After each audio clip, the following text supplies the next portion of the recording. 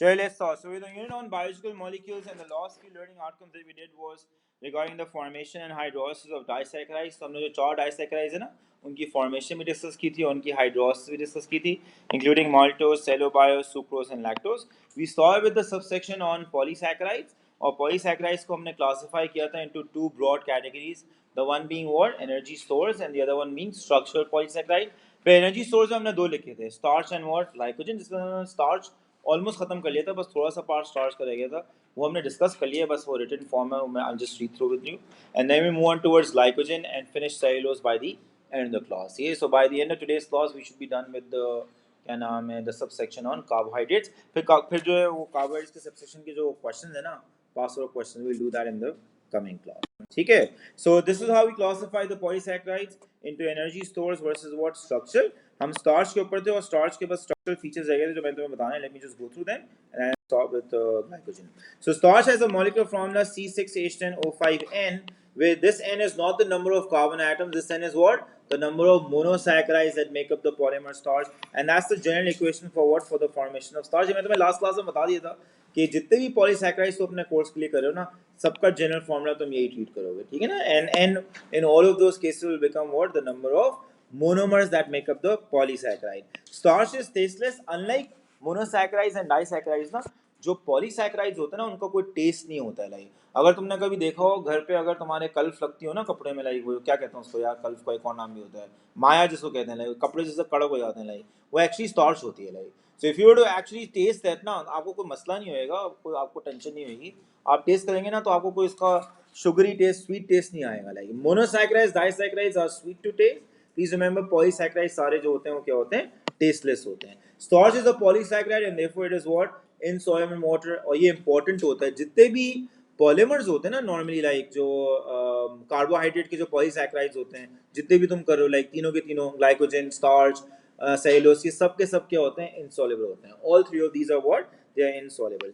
Being compact, it can be stored in a relatively small volume and it's osmotically inactive। ये जो point number 4 और 5 लिखा हुआ है ना यार, these are the reasons why generally plants क्या करते हैं? अपने शुगर्स को स्टार्च के फॉर्म में स्टोर करते हैं। लाइक एक बेनिफिट क्या होता है कि नंबर वन, कि कॉम्पैक्ट साइज होता है तो बहुत छोटी सी वॉल्यूम में आ जाते हैं सेल के अंदर। नंबर टू, ये स्टार्च जो होता है वो ऑस्मोटिकली इनएक्टिव होते हैं, अनलाइक ग्लूकोज मोनोमर्स जो कि ऑस्मोटिकली एक्टिव होते हैं। ऑस्मोटिकली एक्टिव का मतलब क्या है? कि ये पानी खींचते हैं सेल के अंदर ना। लाइक तो जो स्टार्च होता है वो ऑस्मोटिकली इनएक्टिव होता है, तो जब आप इसको स्टोर करते हैं ना लाइक सेल के अंदर, तो ये अपने साथ पानी नहीं खींचता, which is a benefit. Why? Because अगर बहुत सारा पानी आएगा तो प्लांट सेल्स क्या हो जाते हैं? लाइक अननेसेसरी टर्जिड स्टेट में रहते हैं and you don't really want that.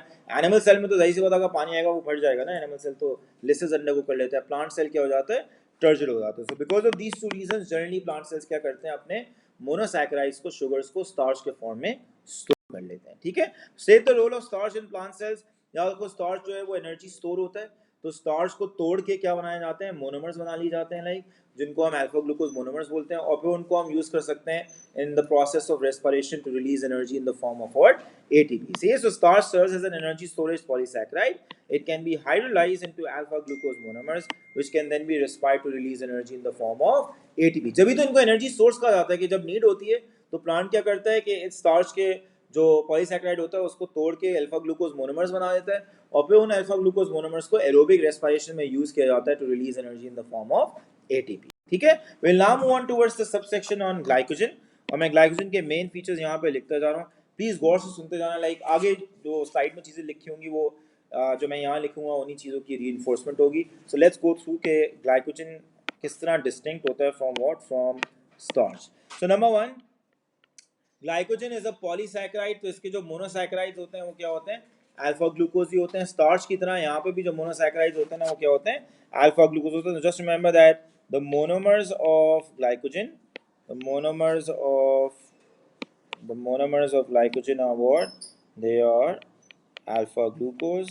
The monomers are alpha glucose molecules. Glycogen होता क्या है? Plant cells में नहीं होता, याद रखो। Glycogen is an energy storage polysaccharide in two types of cells: animal cells and what? And fungal cells. It's not present in plant cells. Starch plant cells में होती है as a storage polysaccharide. Animal cells और fungal cells में क्या होता है? याद रखो, glycogen होता है। सही है। So it's present in what? Present in animal cells and what?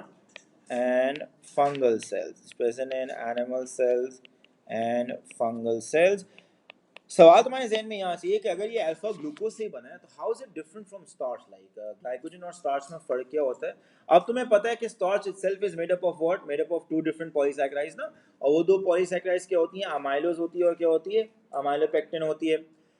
Glycogen का जो स्ट्रक्चर होता है ना यार, वो अमाइलोपेक्टिन से बहुत मिलता जुलता होता है।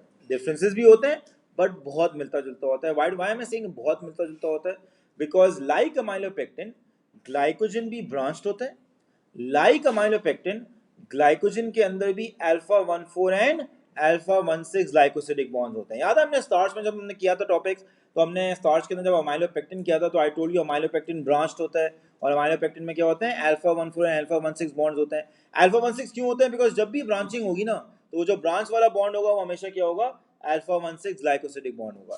So like amylopectin, please remember that like amylopectin, like amylopectin,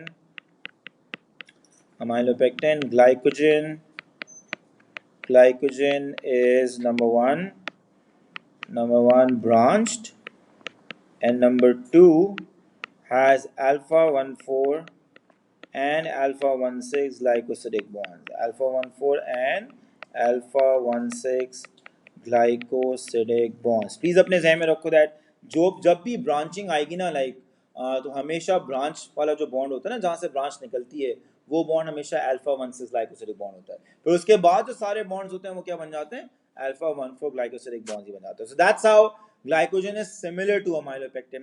सवाल पैदा होता है फिर डिफरेंस क्या है अभी दोनों में? अगर ऑलमोस्ट एक जैसे हैं तो भाई what's the distinction between these to?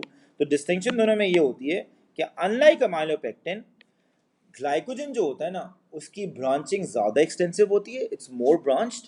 And unlike amylopectin, इसमें जो मोनोमर्स होते हैं वो भी क्या होते हैं? ज़्यादा होते हैं। ग्लाइकोजन में मोनोमर ज़्यादा होते हैं, तो इसलिए ओवरऑल मॉलिक्यूलर मास जो होता है ग्लाइकोजन का वो क्या होता है?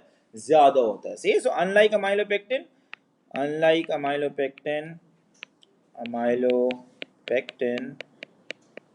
amylopectin, glycogen के क्या दो डिफरेंसेस होते हैं?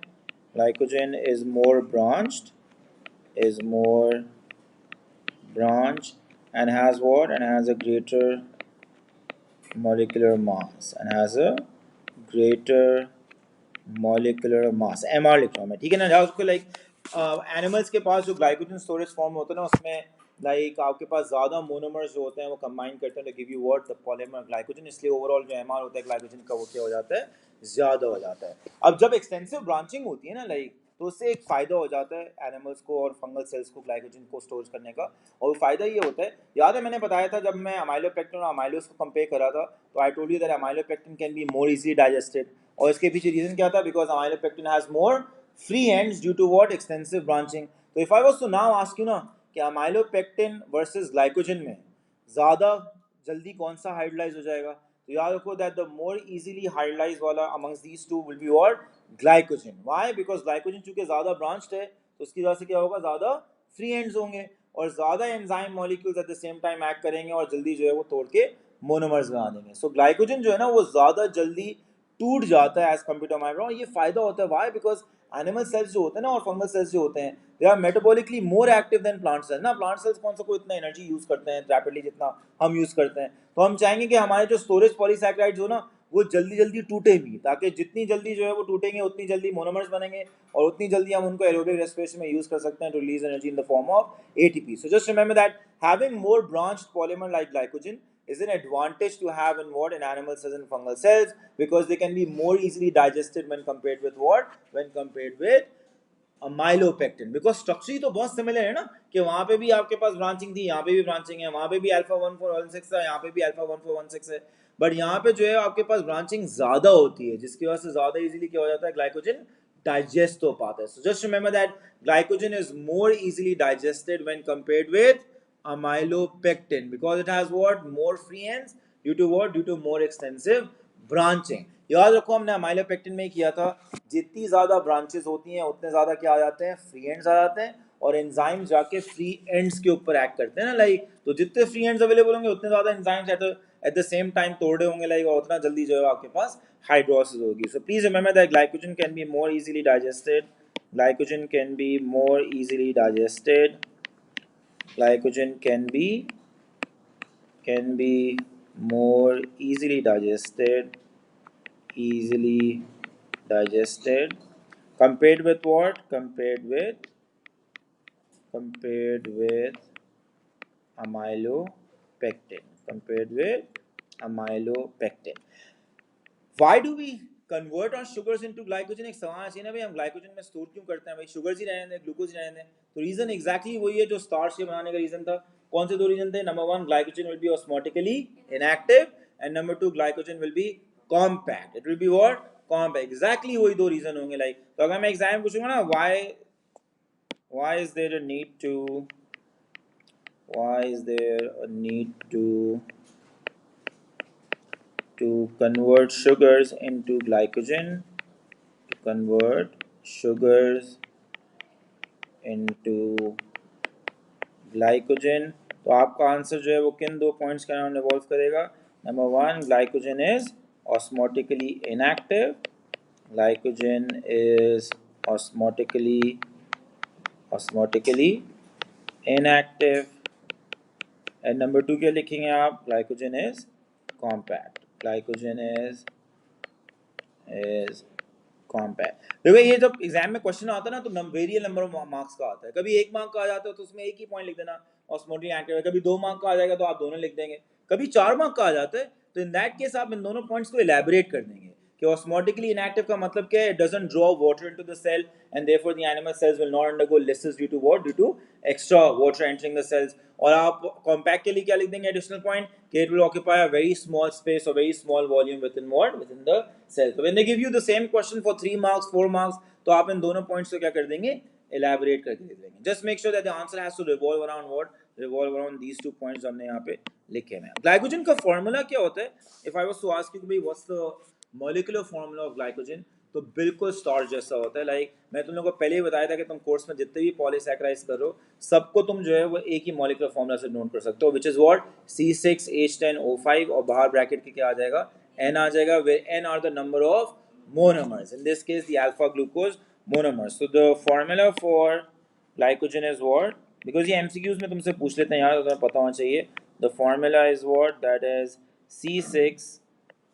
C6H10 and O5N, और ये इक्वेशन है ना वो भी exactly similar ही होती है। इक्वेशन जो अगर मैं तुम्हें दिखाऊंगा ना, formation of glycogen, so N monomers of alpha glucose C6H12O6 will combine to give you N repeating units, or will give you N, ये तुम लोग को याद है, तुम लोग केमिस्ट्री में पॉलीमराइजेशन पढ़ते होगे यार, रिपीटिंग यूनिट लिखते होगे, तो ये उसी तरह यहाँ हमने रिपीटिंग यूनिट लिखा हुआ है, plus what?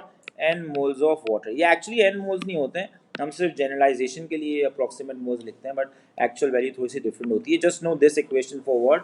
For the formation of glycogen for your course. So please remember that the general formula is what? That is C6H10O5. That's the formula of glycogen that you remember for your course. अब जितनी चीजें मैंने यहाँ पे लिखी हूँ आगे जो है वो फेयर फॉर्म में लिखी हुई हैं। Let me just go through those and then we'll move on towards cellulose, जो कि बाय फार तुम्हारे एग्जामिनर का सबसे इंपॉर्टेंट पार्ट है पॉलीसैकेराइड्स का। लाइक सबसे ज़्यादा सवाल ही उस पर आता है, समझ में आ गया? Like cellulose is the most important polysaccharide as far as exam perspective is concern. पर एक चीज़ अच्छा मैं इसमें और चीज़ ऐड कर देता हूँ, जैसे मैं तुम्हें अमाइलोपेक्टिन और ग्लाइकोजन का तो कंपैरिजन बता दी ना, सिमिलैरिटीज क्या हैं, डिफरेंसेस क्या हैं। अगर यही सवाल मैं ये कर लेता कि ग्लाइकोजन और अमाइलोज को कंपेयर करो, तो जो तुमने अमाइलोपेक्टिन और अमाइलोज का कंपैरिजन किया था ना, ऑलमोस्ट सिमिलर ग्लाइकोजन और अमाइलोज का भी होगा। Like how? फॉर एग्जांपल तुम लिखोगे अमाइलोज हेलिकल होता है, ग्लाइकोजन क्या होता है? नॉन हेलिकल होता है। अमाइलोज अनब्रांच होता है, ग्लाइकोजन क्या होता है? ब्रांच्ड होता है। अमाइलोज में सिर्फ अल्फा 1,4 बॉन्ड्स होते हैं, ग्लाइकोजन में क्या होते हैं? Alpha 1,4 and alpha 1,6 glycosidic bonds होते हैं। लाइक फिर अमाइलोज जो होता है वो ज्यादा रेजिस्टेंट होता है डाइजेशन के लिए, ग्लाइकोजन जो होता है ज्यादा इजीली डाइजेस्ट हो जाता है, बिकॉज उसके पास ज्यादा क्या होते हैं? फ्री एंड्स अवेलेबल होते हैं। Like and in terms of staining, याद रखो जो आयोडीन सॉल्यूशन स्टेनिंग होती है ना, ग्लाइकोजन स्टेन नहीं करता है।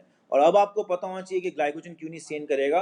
स्टार्च के अंदर भी याद रखो अमाइलोपेक्टिन स्टेन नहीं करता है। क्या स्टेन करता है? अमाइलोज। और उसका जो हेलिकल स्ट्रक्चर होता है ना, that has a role to play in what? In that blue black coloration that you get with what? With starch.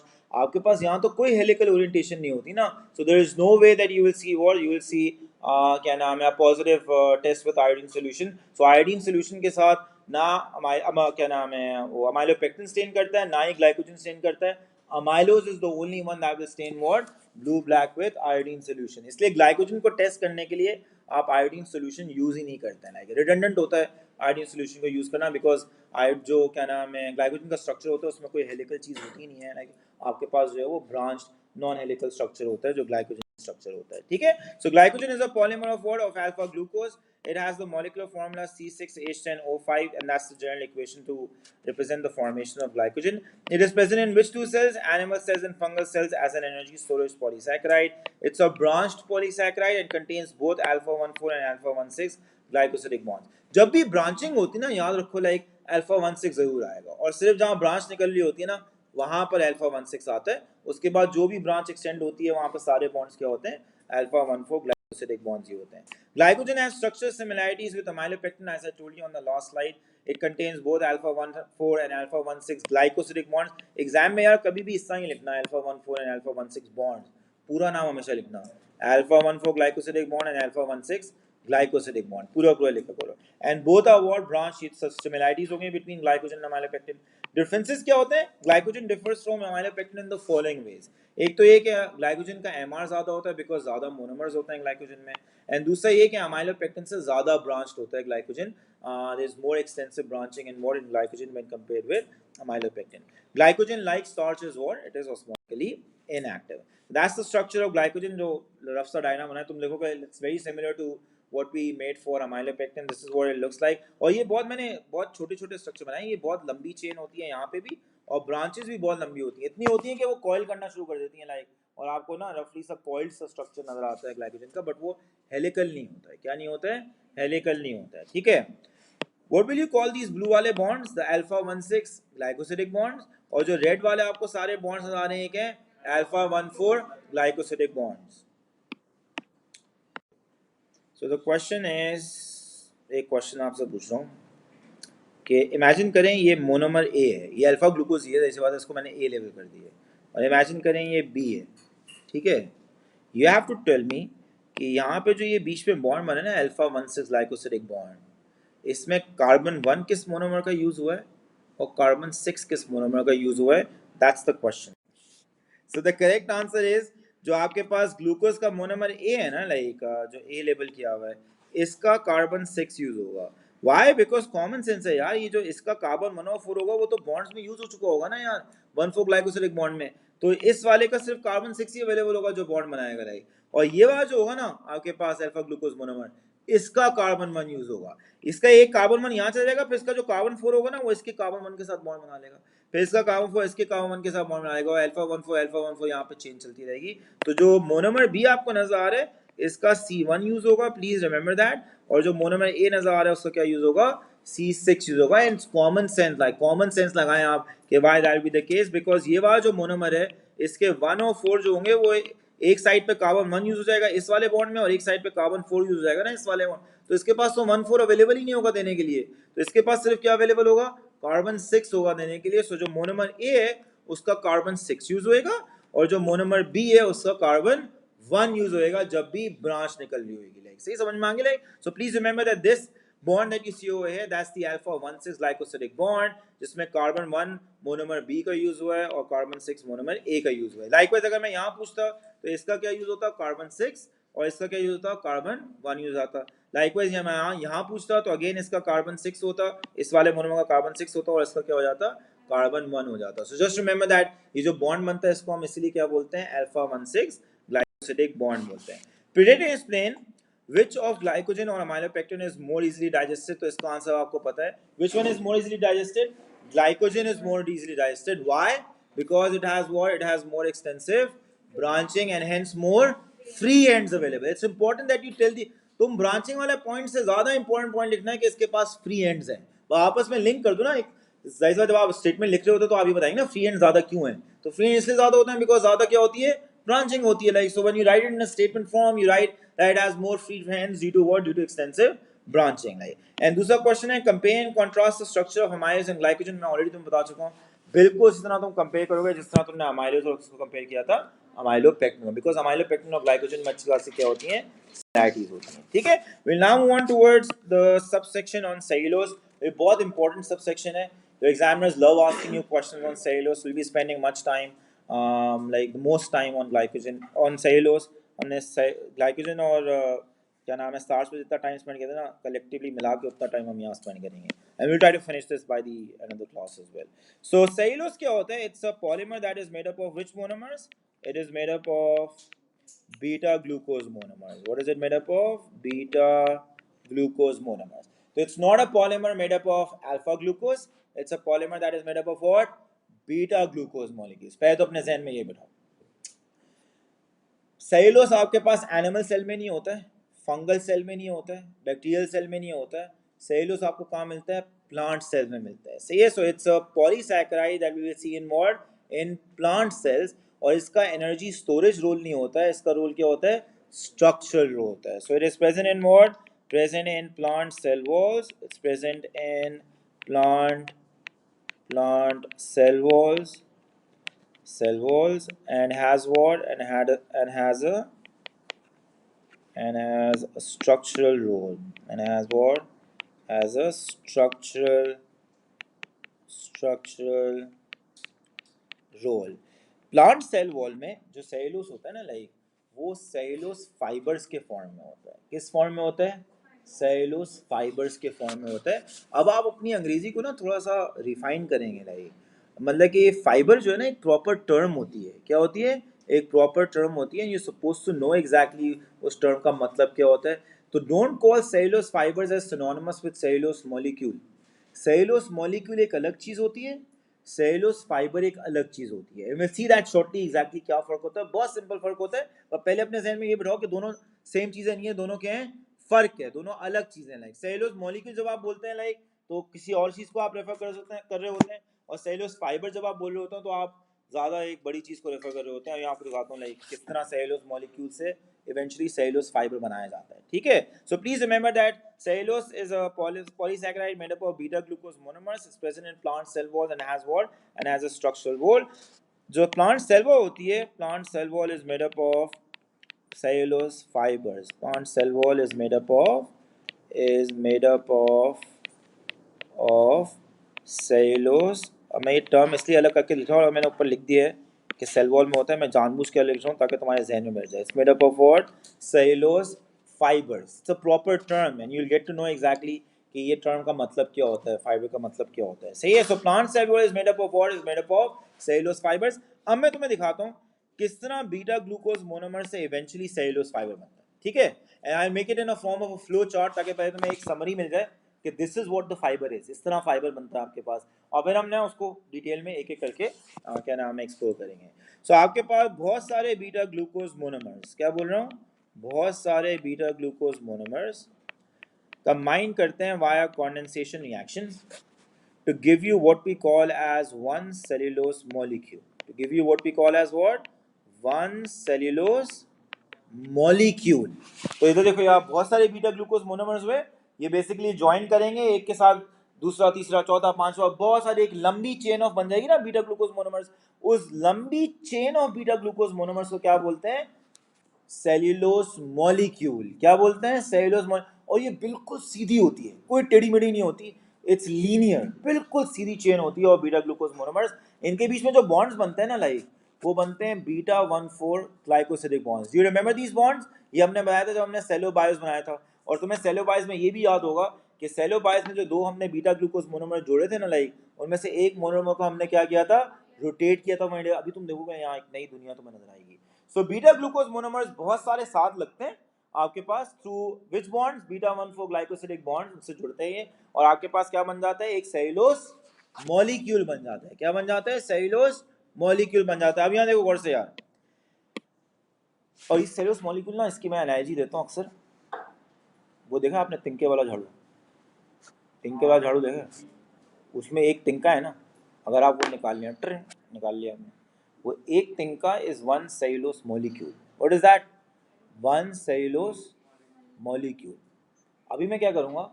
60 से 70 तिनके जमा करूँगा. कितने तिनके? 60 से 70. ठीक है. इसका मतलब है कितने सेल्यूलोज मॉलिक्यूल हो गए? 60 से 70 सेल्यूलोज मॉलिक्यूल हो गए. हर तिनका एक सेल्यूलोज मॉलिक्यूल है ना. और वो आपस में ज्वाइन करेंगे. क्या करेंगे वो आपस में? सवाल ये पता तो किस तरह ज्वाइन करेंगे, उसके लिए आप सवाल करेंगे. तो 60 to 70 सेल्यूलोज मॉलिक्यूल्स या 60 to 70 जो तिनके वाले झाड़ू के तिनके हैं, ठीक है ना, they will now combine to form what we call as cellulose microfibril. क्या है ये? है बहुत इंग्लिश होगी। सेल्यूलोज माइक्रोफिब्रिल क्या बना है? Cellulose microfibril.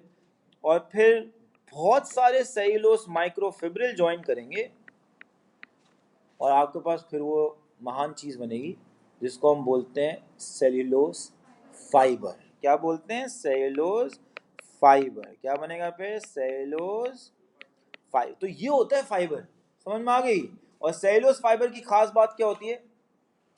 It has a high tensile strength. What does it have? It has a high tensile strength. Cellulose fiber की खास बात क्या होती है? It has what? It has a high tensile strength. और अगर आपको याद नहीं आ रहा कि टेंसाइल स्ट्रेंथ का मतलब क्या होता है, आई थिंक मैंने बताया हो किसी क्लास, नहीं भी बताया तो मैं बता देता हूँ। लाइक टेंसाइल स्ट्रेंथ का मतलब ये होता है, रस्सी नहीं होती, मोटी रस्सी जो होती है यार, उसकी बहुत हाई टेंसाइल स्ट्रेंथ होती है क्योंकि वो स्ट्रेच नहीं होती है इतना इजीली, ना ही आप उसको कंप्रेस कर सकते हैं। फोल्ड करना एक अलग चीज होती है, कंप्रेस करना एक अलग चीज होती है। तो आप जो है ना रस्सी को, मोटी रस्सी होती है ना, उसको ना कंप्रेस कर सकते हैं ना स्ट्रेच कर सकते हैं ना। लाइक ये जो टेंडेंसी होती है ना of a material to resist stretching and to resist what? Compression, इसको बोला जाता है हाई टेंसाइल स्ट्रेंथ। क्या बोला जाता है? High tensile. सेल्यूलोज फाइबर का क्या होता है? हाई टेंसाइल स्ट्रेंथ होता है। क्या होता है? हाई टेंसाइल स्ट्रेंथ होता है। लाइक और बहुत सारे सेल्यूलोज फाइबर्स होते हैं which make up what? Which make up a plant cell wall. तो अगर मैं फॉर एग्जांपल प्लांट सेल तो मैं दिखाऊंगा, आई थिंक मैंने पहले भी तुम्हारे साथ डायग्राम बनाई थी। सो लेट्स से अगर तुम्हारे पास प्लांट सेल है और उसकी ये सेल वॉल है, इमेजिन करो ये प्लांट सेल की क्या है?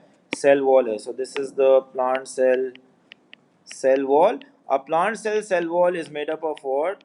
Is made up of numerous cellulose fibers. It is made up of numerous cellulose fibers. जब भी तो हम बोलते हैं प्लांट सेल इतनी रोबस्ट होती है यार, बिकॉज इसमें बहुत सारे फाइबर्स होते हैं which are arranged in what? In a criss-cross manner. Which are arranged in what? In a criss-cross manner. यानी अगर मैं प्लांट सेल वॉल को यहाँ से जूम करूंगा ना लाइक, और मैं देखूंगा भाई इसके अंदर क्या है, तो बहुत सारे सेल्यूलोज फाइबर्स नजर आएंगे which will be arranged in what? In a criss-cross manner. और इस criss-cross अरेंजमेंट की वजह से बीच में क्या क्या रह जाते हैं? बड़े बड़े पोर्स रह जाते हैं, जिसकी वजह से हम बोलते हैं plant cell wall is completely permeable. It is what? Completely permeable. ये जो हर एक येलो डंडी है ना, इसको तुम ट्रीट कर सकते हो as what? As one cellulose fibre. As one cellulose what? Fibre. तो please get these terms because ये टर्म इंपॉर्टेंट है आपके लिए। अब आपको ये पता होना चाहिए distinction between a cellulose molecule versus a cellulose fibre. दोनों सिनोनिमस टर्म्स नहीं है, दोनों में जमीन आसमान का फर्क होता है, ठीक है ना। अब मैं दोबारा एक दफा रिकॉल करा रहा हूँ और फिर मैं इसको ना थोड़ा सा तुम्हें डिटेल फॉर्म में बताऊंगा कि यार बीटा ग्लूकोज मोनोमर्स किस तरह जुड़े, फिर ये बन गया, फिर ये किस तरह जुड़े और ये बन गया, फिर ये किस तरह जुड़े बन गया। अब हम इस पर थोड़ा सा इलेबोरेट फॉर्म में ये पढ़ेंगे। पहले मैं दोबारा रिपीट कर रहा हूँ। Numerous beta glucose monomers, they join together via which bonds? Beta 1,4 glycosidic bonds to form a straight chain of beta glucose monomers, जिसको हम क्या बोलते हैं? cellulose molecule। क्या बोलते हैं? cellulose molecule।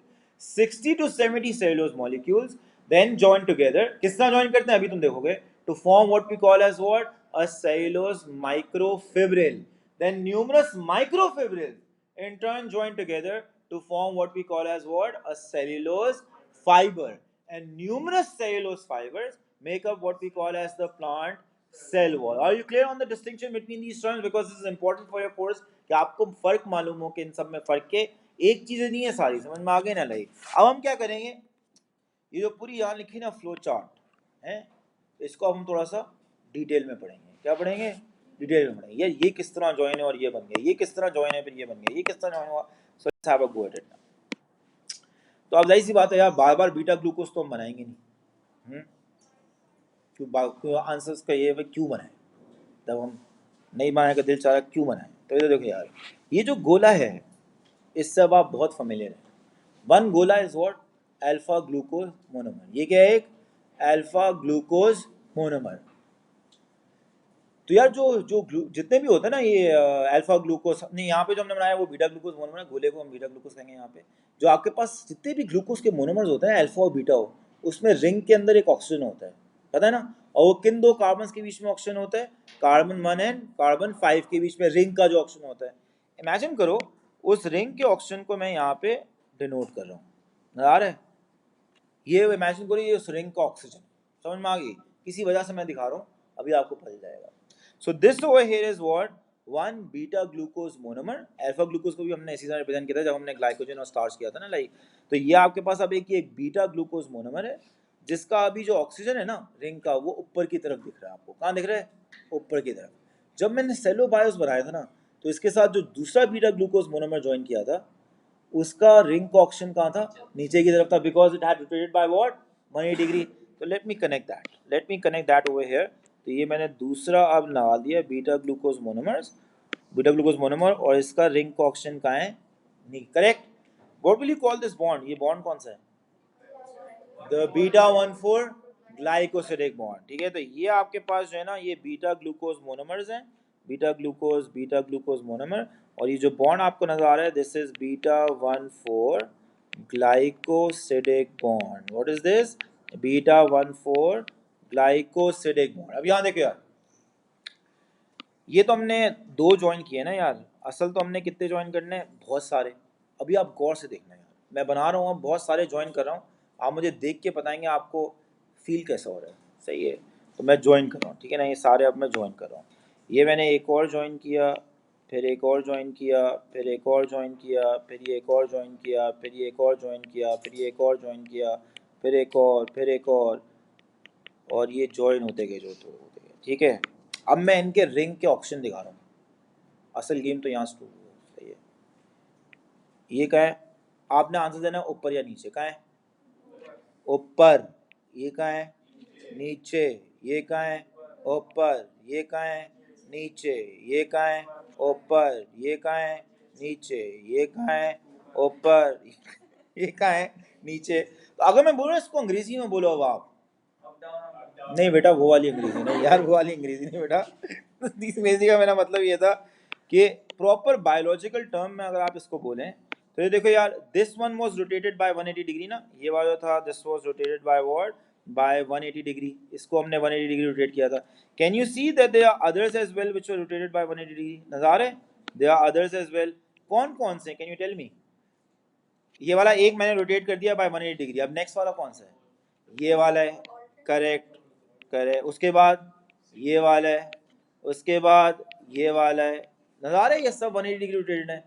तो इसको अंग्रेजी में हम बोलते हैं that every alternate beta glucose molecule is rotated by what, 180 degrees. Every alternate beta glucose molecule is rotated by what, 180 degrees. अब गौर से सुनो, ये जो अब आपके पास, और ये बड़ी लंबी चेन होती है यार, लाइक पूरी नहीं मैंने बनाई, ये जो आपके पास नजर आ रहा है ना, लाइक सॉरी यार, ये जो आपके पास नजर आ रहा है, long chain of beta glucose monomers connected by beta 1,4 glycosidic bonds in which every alternate beta glucose molecule is rotated by what, 180 degrees। इसको बोलते हैं सेल्यूलोस मॉलिक्यूल। और ये जो होता है ना पूरा मॉलिक्यूल, ये लीनियर होता है। क्या होता है, लीनियर यानी स्ट्रेट चेन होती है, और अनब्रांच्ड होता है। क्या होता है, अनब्रांच होता है। तो इसको हम बोलते हैं लीनियर। इसको हम थोड़ा सा इसकी तारीफ में लिखेंगे कि this is a linear unbranched cellulose molecule. What is this? Linear unbranched cellulose molecule. Cellulose what? Molecule. समझ में आया लाइक। तो अगर मैं बोलूंगा ना इसको, अब आप 4 मार्क के लिए मैंने दे दिया ऐसे ही, हाँ मूड हुआ मैंने 4 मार्क के लिए मैंने दे दिया, डिस्क्राइब द स्ट्रक्चर सीन। और इमेजिन करो कि ये एक्चुअली गोले नहीं थे, actually beta glucose monomer join हुए थे। तो आप 4 मार्क के लिए क्या क्या लिखेंगे, that beta glucose monomers they are connected by what, beta 1,4 glycosidic bonds to form what, a linear unbranched chain of glucose monomers, जिसको हम क्या बोलते हैं, cellulose molecule, जिसमें every alternate beta glucose molecule will be rotated by 180। do you understand each term, because समझना important है। आप समझ में आ गया लाइक, आप निटी ग्रिटी भूल जाए लाइक, और एग्जाम से पहले आप जाके रिवाइज करें, आपको आया कोई मसला नहीं है, आपको याद ही ना हो, कॉन्सेप्ट ही ना हो, आप रट्टे भाषण मार रहे हो, आपको कभी भी नहीं याद होगा लाइक।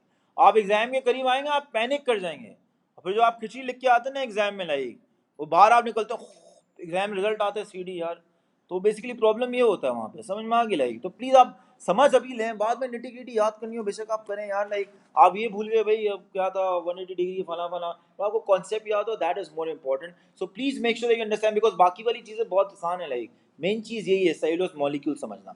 सो सेल्यूलोज मॉलिक्यूल के मेन फीचर्स क्या होते हैं? It is made up of beta glucose monomers that are joined through what? Through beta 1,4 glycosidic bonds. जो सेल्यूलोज मॉलिक्यूल होता है वो लीनियर होता है, अनब्रांच्ड होता है, और इसमें हर alternate beta glucose monomer rotated होता है बाय व्हाट? बाय 180 डिग्रीज, ठीक है, बाय 180 डिग्रीज। अब हम ये करेंगे, अब हमने सेल्यूलोज मॉलिक्यूल से क्या बना रहे हैं, मैं लिख दूं रोटेटेड बाय 180 डिग्रीज, ठीक है, ये लिख दूं। अब हमने बनाना है सेल्यूलोज मॉलिक्यूल से क्या? Cellulose microfibril. क्या बनाना है अभी तो गौर से देखो यार। अब हम बार बार तो ये गोले नहीं बनाएंगे यार, लाइक अब इमेजिन करो ये एक पूरा सेल्यूलोज मॉलिक्यूल था, क्या था? ये पूरी डंडी क्या है? झाड़ू का तिनका, वन सेल्यूलोज मॉलिक्यूल। हमने कितने ज्वाइन करने हैं? 60 to 70। तो ये एक और आ गया तिनका, ये एक और आ गया तिनका, इस तरह ये कितने आएंगे? तो इमेजिन करो वो 60 to 70 इस तरह ना मोटा सा ना एक पाइप जैसी चीज बन गई, ठीक है ना, फिल्ड विद तिनकास, filled with what? Cellulose molecules. सवाल ये पैदा है ये आपस में कनेक्टेड किस तरह है? एक सेल्यूलोज मॉलिक्यूल के अंदर जो बीटा ग्लूकोज मोनोमर्स होते हैं वो तो हमें पता है they are connected by what? Beta 1,4 bond. सवाल ये पैदा होता है कि ये जो एक सेल्यूलोज मॉलिक्यूल है और ये जो दूसरा है, ये तीसरा है, ये आपस में किस तरह जुड़े हुए हैं? तो ये आपस में भी बॉन्ड से जुड़े होते हैं। किससे जुड़े होते हैं? बॉन्ड से। मैं बताता हूँ कौन से बॉन्ड्स हैं, वो आपके लिए नए बॉन्ड्स हैं। क्या है? नए बॉन्ड्स हैं। Let's see what those are. पहले मैं वो शक्ल बना रहा हूँ उनकी, ठीक है ना, चेक शक्ल चेक करें आप। तो ये देख रहे हैं आप, नजर आ रहा है क्या बनाया मैंने? नजर आ रहा है? हाँ, डॉटेड पिंक, पिंक डॉट्स। क्या है ये? Pink dots. ठीक है, ये एक और आ गया, ये एक और आ गया, बहुत सारे होते हैं। मैं उसमें से जो जो मेरा मूड हो रहा है मैं वो बना रहा हूँ, ठीक है ना। जितने मैं बना रहा हूँ उससे भी बहुत ज़्यादा होते हैं। तो ये सारे आपके पास नज़र आ रहे हैं फुल टाइम, इससे भी ज़्यादा होता है, मैं बहुत कम बना रहा हूँ, ठीक है ना। ये जो बॉन्ड्स है ना which connect the cellulose molecules together, ये वीक बॉन्ड्स होते हैं जब भी इनको डॉटेड लाइन से शो किया जाता है। स्ट्रॉन्ग बॉन्ड्स को सॉलिड लाइन से शो किया जाता है, जैसे आप कोवेलेंट बॉन्ड शो करते हैं ना, जैसे ये जो नजर आ रहे हैं ना beta 1,4 bond, that's a covalent bond, that's a strong bond. ये जो बॉन्ड्स बन रहे हैं ना ये आप डॉटेड लाइन से शो करते हैं, ये वीक बॉन्ड्स होते हैं। क्या होते हैं? वीक बॉन्ड्स होते हैं। इन वीक बॉन्ड्स को क्या कहा जाता है? इनको हम बोलते हैं हाइड्रोजन बॉन्ड्स। क्या बोलते हैं? Hydrogen bonds. और तुम्हारे दिल से एक आवाज आनी चाहिए, ये क्या है? क्या आवाज आनी चाहिए? ये क्या है? ये कहाँ से आ गया? हाइड्रोजन बॉन्ड्स क्यों बन रहे हैं? समझ में आ गया ना? तो वो इसलिए बन रहे हैं, जो बीटा ग्लूकोज मोनोमर्स होते हैं ना, लाइक अल्फा ग्लूकोज ले लो, बीटा ग्लूकोज ले लो, लाइक जितने भी रिंग फॉर्म्स होते हैं उनमें एक टाइप का फंक्शनल ग्रुप बहुत कॉमन होता है, और वो फंक्शनल ग्रुप होता है OH। You remember that? बहुत सारे OH होते हैं मोनोमर के अंदर, हर मोनोमर के अंदर बीटा हो अल्फा हो। तो यहाँ पे तो हम बीटा यूज करें ना, तो उसमें भी बहुत सारे क्या हैं? OH हैं। जब दो OH ग्रुप्स, क्या बोल रहा हूँ, आमने सामने आते हैं, क्या आते हैं? तो इनको होता है कि एक दूसरे के और करीब हो जाए। क्या हो जाए? एक दूसरे के और करीब हो जाए। तो इमेजिन करो कि इस वाले सेल्यूलोज मॉलिक्यूल में यहाँ पे एक OH ग्रुप था, होते बहुत सारे, एक था OH ग्रुप, मैं जो बता रहा हूँ आपको, ये एक OH ग्रुप था, और जो इसके ऊपर जो चेन है सेल्यूलोज मॉलिक्यूल की, लेट्स से यहाँ पे एक और OH ग्रुप था जो कि मैं यू बना रहा हूँ, this was the OH group. तो होगा ये कि ये वाला जो O होगा ना, ये वाला जो O होगा, it will be attracted to what? This वाला हाइड्रोजन। इस बॉन्ड को बोला जाता है हाइड्रोजन बॉन्ड। क्या बोला जाता है? And the reason why it exists is because जो नेबरिंग OH ग्रुप्स होते हैं ना, हाइड्रोक्सिल ग्रुप्स, वो आपस में क्या होते हैं? अट्रैक्ट होते हैं। क्या होते हैं? अट्रैक्ट होते हैं। उस अट्रैक्शन, और ये अट्रैक्शन वीक होती है, it's not as strong as a covalent bond, it's not a covalent bond, it's not an ionic bond. ये बॉन्ड तुमने पढ़ा, it's not a metallic bond, ये बॉन्ड तुमने पढ़ा ही नहीं अब तक। ये तुम केमिस्ट्री में पढ़ोगे अपने एस लेवल में, हाइड्रोजन बॉन्डिंग तुम पढ़ोगे, वो तुमने अब तक पढ़ी ही नहीं है। लाइक समझ में आ गई? हाइड्रोजन बॉन्डिंग जो होती है लाइक वो डिफरेंट डिफरेंट तरीके से होती है। जो आपने बायो में करना है वो सिर्फ इतना करना है कि भाई जहाँ नेबरिंग OH ग्रुप्स आएंगे ना, लाइक उनके बीच में क्या होगा? ये हाइड्रोजन बॉन्ड बनेगा। और याद रखो मैंने यहाँ डॉटेड लाइन, डॉटेड ये डॉट्स किस तरह शो किए हैं, it's between oxygen and what? Hydrogen. अब आप मुझसे बोले सर मैं हाइड्रोजन हाइड्रोजन के बीच में शो कर सकता हूँ, ऑक्सीजन ऑक्सीजन के बीच में? No, the dots have to go from what? From hydrogen to oxygen. That's what we call as the hydrogen bond. So जो neighboring cellulose molecules होते हैं ना, उनके बीच में इतने सारे hydrogen bonds बनते हैं कि ये 60 to 70 cellulose molecules connect होके through hydrogen bonds क्या बना लेते हैं, एक cellulose microfibril. क्या बना लेते हैं, cellulose micro. Just remember this much कि hydrogen bonding जो होती है वो neighboring किस में होती है, OH groups में होती है. किस में होती है, neighboring OH groups में होती है. And that will suffice for your course. आप बस इतना याद कर लें as far as cellulose का structure is concerned. तो आपके पास क्या होंगे, 60 to 70 cellulose molecules. They combine together to give you what? They combine together to give you, यहाँ मैं लिखता हूँ 60 to 70 cellulose molecules. Cellulose molecules combine through hydrogen bonds to give you what we call as cellulose microfibril. What? Cellulose microfibril.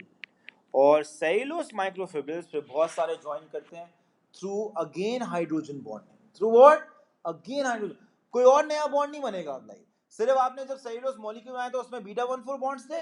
फिर cellulose molecule से जब microfibril बना तो कौन से बॉन्ड्स आए, हाइड्रोजन बॉन्ड. और जब माइक्रोफिब्रिल से फाइबर बना तब भी कौन से बॉन्ड्स आए, hydrogen bond. So numerous cellulose microfibrils now join via more hydrogen bonds to give you what we call as a cellulose fiber, to give us what we call as cellulose fiber. So please remember that इस तरह आपके पास organization होती है from what, from क्या नाम है cellulose molecule towards what, towards cellulose microfibrils. अपने ज़हन में रखो that भाई आपके पास cellulose molecules होंगे, बहुत सारे cellulose molecules जो है ना वो आपस में जुड़ेंगे और क्या बनेगा, cellulose microfibril बनेगा. फिर cellulose microfibrils बहुत सारे साथ जुड़ेंगे और क्या बन जाएगा, cellulose fiber बनेगा.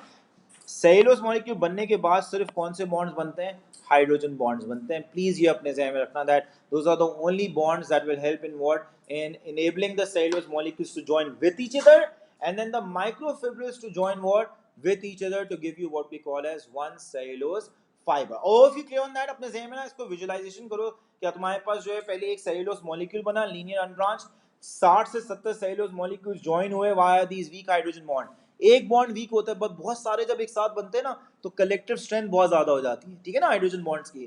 तो बहुत सारे जो है वो हाइड्रोजन बॉन्ड्स एग्जिस्ट करेंगे between this 60 to 70 cellulose molecules to give you a cellulose microfibril. और फिर बहुत सारे सेल्यूलोज माइक्रोफिब्रिल्स ज्वाइन करेंगे और आपके पास एक क्या बनेगा, सेल्यूलोज फाइबर बनेगा. That's how we go from beta glucose to what, all the way down to cellulose fiber. तुम्हारे एग्जाम में ये बहुत कॉमन सवाल पूछा जाता है कि why cellulose has a high tensile strength. तो ये जितनी भी हमने स्ट्रक्चरल फीचर्स डिस्कस किए ना, बीटा ग्लूकोज से स्टार्ट से लेके एंड तक सेल्यूलोज फाइबर के, ये सारे ऐसे स्ट्रक्चरल फीचर्स हैं which overall contribute to what, to the high tensile strength of cellulose. ये आप सारी चीजें basically as the answer to that question लिखते हैं. So let's go through जो हमने अभी किया for reinforcement and we done for the day. So cellulose is a structural polysaccharide. It is a polymer of what, और beta glucose monomers. अब ये तुम्हारा अच्छा रिवीजन हो जाएगा, गौर से बस सुनते रहो इसको. लाइक जो हमने पीछे वाली दो स्लाइड्स में लिखा है ना उसकी समरी तुम्हें यहाँ पे मिल जाएगी. These monomers are joined via what, via beta 1,4 glycosidic bonds to form a linear unbranched cellulose molecule. Please remember these key terms. ये दो टर्म्स के दो मार्क्स होते हैं कि cellulose molecule linear और क्या होता है, unbranched होता है. Please remember that. Alternate beta glucose molecules are rotated by what, 180 degrees. और ये तुम्हें अब यहाँ नजर आ रहा होगा, नजर आ रहा है रिंग का ऑक्सीजन ऊपर की तरफ और फिर कहाँ है, नीचे की तरफ, फिर कहाँ है, ऊपर की तरफ, फिर कहाँ है, नीचे की तरफ, फिर कहाँ है, ऊपर की तरफ, फिर कहाँ है, नीचे की तरफ. और ये जो बॉन्ड्स तुम्हें नजर आ रहे हैं ना, ये कौन से बॉन्ड्स हैं, beta 1,4 glycosidic bonds. So this is a क्या नाम है, simplified version of the same diagram जो तुम्हें यहाँ लिखा हुआ नजर आ रहा है. 60 to 70 cellulose molecules associate via hydrogen bonds to form a cellulose microfibril. Cellulose microfibrils combine to form what, a cellulose fiber. Numerous cellulose fibers are arranged in a crisscross manner in the plant cell wall. And please remember, her cellulose fiber की क्या होती है, high tensile strength होती है. Cell wall का energy storage role नहीं होता. Cell wall क्या provide करता है, structural support provide करता है to a plant cell, and to some extent it also contributes to the shape, but not to a very large extent. Cell wall का main काम shape को क्या नाम है, प्लांट सेल के शेप को कंट्रीब्यूट करना नहीं होता है. हाँ, शेप की मेंटेनेंस जो होती है that could be contributed or attributable to cell wall, but mainly इसका रोल क्या होता है, structural support के लिए होता है. That's the flow chart that we made on the last slides. Beta glucose monomers connecting to form cellulose molecule. 60 to 70 cellulose molecules connecting to give you cellulose microfibril, which in turn join to give you what we call as cellulose fiber. Beta glucose monomers have numerous what OH groups, और इन्हीं OH groups की वजह से basically क्या होती है, hydrogen bonding होती है between the beta glucose monomers. और अगर मैं पूछूं ना, तो मुझसे पूछो ना, एक दिन में थोड़ा सा आईक्यू होगा, उनके दिमाग में जरूर आना चाहिए यार OH ग्रुप्स तो अल्फा ग्लूकोज के पास भी थे, तो क्या अमाइलोज अमाइलोपेक्टिन जब बनता है तो क्या उसमें हाइड्रोजन बॉन्डिंग होती है? द आंसर इज बिल्कुल होती है. आपको पढ़ाई इसलिए नहीं जाती है बिकॉज वो फंक्शनली इंपॉर्टेंट नहीं होती है. लाइक यहाँ पे चूंकि सेलुलोज का रोल होता है सपोर्ट का ना, तो आप ये सारे बॉन्ड जितने भी होते हैं ना, छोटे बड़े, सबको इंक्लूड करते हैं. भाई ये भी होता है, वो भी होता है, ये भी होता है. अमाइलोज अमाइलोपेक्टिन में अगर मैं एमसीक्यू में दे दूं ना कि do they have hydrogen bonds in their structure, या ग्लाइकोजन भी, तो आपका आंसर होगा yes, they do have hydrogen bonds, but वो फंक्शनली इतने क्या नहीं होते, इंपॉर्टेंट नहीं होते. सेलुलोज में जो हाइड्रोजन बॉन्डिंग होती है वो इतनी ज़्यादा होती है दैट कलेक्टिवली ये बहुत इंपॉर्टेंट हो जाती है in contributing to the overall what tensile strength. Because मैंने अभी रीजन बताया था ना कि हाइड्रोजन बॉन्डिंग आती क्यों है, बिकॉज हाइड्रोक्सिल ग्रुप्स होते हैं, OH ग्रुप्स होते हैं, तो वो OH ग्रुप्स तो अल्फा ग्लूकोज में भी थे, तो अमाइलोज अमाइलोपेक्टिन सेलुलोज फिर तो उनमें भी होनी चाहिए. बिल्कुल होती है उनमें भी, like, but it's not functionally what significant, इसलिए आपको जो है वो डिटेल में पढ़ाई नहीं जाती है. Like one hydrogen bond is weak but so many of them form that it contributes to the overall strength of what, of the cellulose fiber. अब एक क्वेश्चन है, बस आप ये आंसर कर दें and we'll be done. Do hydrogen bonds form between alpha glucose monomers and amylose and amylopectin? The answer is yes, because उसने ये नहीं पूछा इंपॉर्टेंट है ही नहीं, बस ये पूछा है बनते हैं नहीं ना, तो बनते हैं बिल्कुल. एंड नेक्स्ट क्वेश्चन, डिस्क्राइब, ये आपका असाइनमेंट है, होमवर्क है आज के लिए. Describe the features which contribute to the tensile strength of the cellulose. तो इसका आंसर पूरा वो भाषण होता है जो हमने स्ट्रक्चर ऑफ सेलुलोज में पढ़ा है, आप पूरा लिखेंगे as the answer to this particular question. So in the next class, we'll be starting from comparison of what, of polysaccharides, and then we'll do past paper questions on that.